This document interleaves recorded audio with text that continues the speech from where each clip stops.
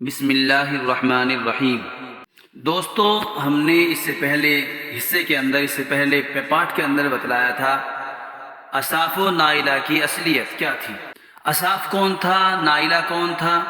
اصل میں اصاف ایک شخص کا نام تھا اور نائلہ یہ ایک عورت کا نام تھا۔ تو ان کی اصلیت کیا تھی وہ بیان کی گئی تھی۔ تمام لوگوں نے مل کر ایک مشورے کے لیے ایک مکان تیار کیا جس کو دار الندوہ نام دیا گیا۔ قصی نے ایک دار الندوہ یعنی دار المشورہ بنایا۔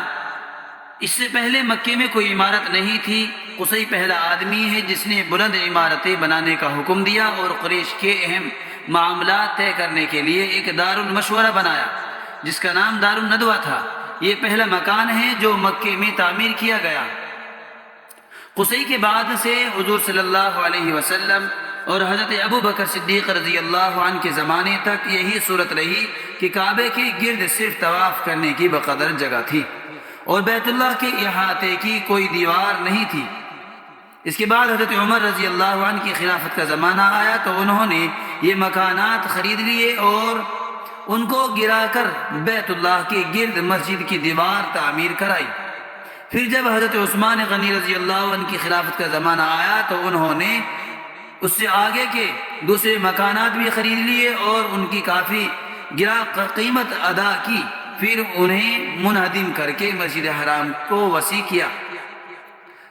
ان کے بعد حضرت عبداللہ بن زبیر رضی اللہ عنہ نے مسجد حرام میں بہت زیادہ اضافہ کر دیا۔ اس کے بعد عبد الملک ابن مروان نے مسجد کی دیواروں کو بلند کرایا اور اس کی خوبصورت عمارت بنوا دی، مگر مسجد میں اضافہ نہیں کیا۔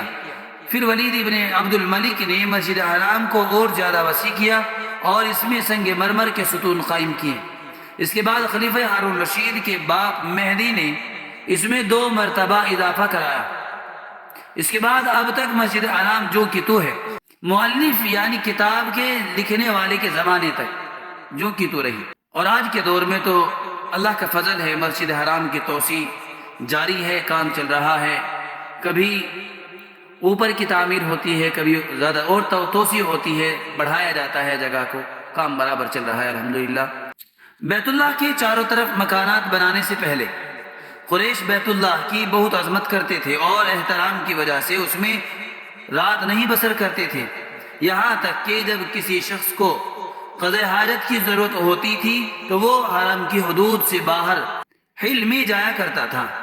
ایک روایت ہے کہ نبی کریم صلی اللہ علیہ وسلم مکے میں تھے تو قضاء حاجت کے لیے مکے سے 2/3 فرسخ کے فاصلے پر محمص کے مقام پر تشریف لے جایا کرتے تھے۔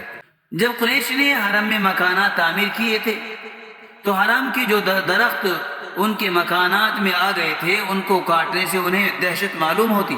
اس وقت مکے میں کانٹوں دار درخت اور جھاڑیاں بہت زیادہ تھیں۔ قریش نے اس دقت کو قصی کے سامنے رکھا۔ قصی نے انہیں حکم دیا کہ ان درختوں کو کاٹ ڈالو، مگر قریش اس سے بہت خوف زدہ ہوئے اور انہوں نے کہا ہم اسے پسند نہیں کرتے کہ لوگ ہمیں یہ طعنہ دیں کہ ہم نے حرم کی توہین کی ہے۔ قصی نے جواب دیا کہ تم ان درختوں کو اپنے مکانات کی وجہ سے کاٹ رہے ہو، کسی فساد کی نیت سے نہیں کاٹ رہے ہو۔ جو شخص فساد کی نیت رکھے اس پر خدا کی لعنت ہو۔ اس کے بعد قصی نے خود اور اپنے مددگاروں کے ذریعے درخت کاٹ ڈالے۔ سہیلی نے واقعی سے روایت کیا ہے کہ صحیح یہ ہے کہ جب قریش نے مکانات بنانے کا ارادہ کیا تو انہوں نے قصی سے کہا کہ حرم کے درختوں کے ہوتے ہوئے ہم کیسے تعمیر کریں۔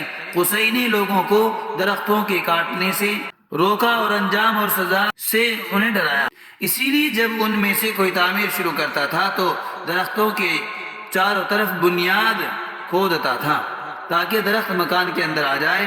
وہ پہلے آدمی جنہوں نے مکان کے لیے حرم کے درخت کاٹنے کے سلسلے میں نرمی اختیار کی عبداللہ ابن زبیر ہیں، جبکہ انہوں نے مکانات بنائے مگر انہوں نے بھی ہر درخت کاٹنے کے بدلے میں ایک گائے قربان کی۔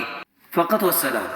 دوستو، یہ سلسلہ چل رہا ہے آپ صلی اللہ علیہ وسلم کی سیرت کا، اور یہ چلتے ہوئے آہستہ آہستہ آپ صلی اللہ علیہ وسلم کے دور تک باتیں پہنچیں گی، اور آپ صلی اللہ علیہ وسلم کے واقعات، باتیں، آپ صلی اللہ علیہ وسلم کی زندگی جو دور آپ صلی اللہ علیہ وسلم پر گزرا ہے وہ بیان کیا جائے گا، اور انشاءاللہ آئندہ پاٹھ کے اندر، آئندہ آگے حصوں کے اندر بہت زیادہ فائدہ ہونے والا ہے۔ اس لیے آپ حضرات سے گزارش ہے کہ آپ بنے رہیں، جڑے رہیں، اور دوسرے لوگوں کو بھی جوڑیں، بات کو، ویڈیو کو دوسروں تک ضرور پہنچائیں۔